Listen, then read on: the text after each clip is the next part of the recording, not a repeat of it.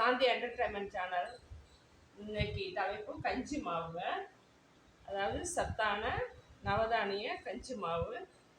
நம்ம எவ்வளோ வேணாலும் சேர்த்துக்கலாம், என்னென்ன அவங்களுக்கு சேர்க்கணும்னு தோணுதோ சேர்த்துக்கலாம். ஆனால் ஆப்ஷன் வந்து இந்த பாதாம் பிஸ்தா முந்திரி மட்டும் உங்கள் இஷ்டம் தாங்க. மற்ற இது எல்லாமும் நீங்கள் சேர்த்துக்கலாம். உடம்புக்கு நல்லா சத்தானது.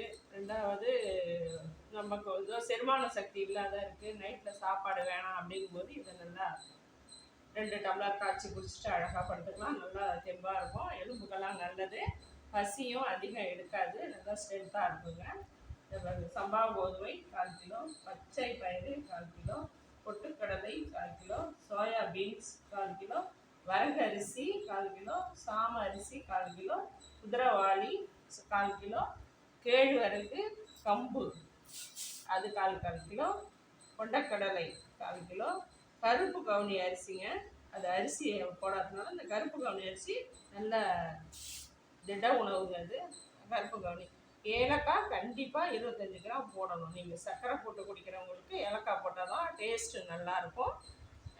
இதோட பாதாம் முந்திரி ஆப்ஷன் தான், வேணுன்னா போட்டுங்க, இல்லைன்னா விட்டுடலாம்.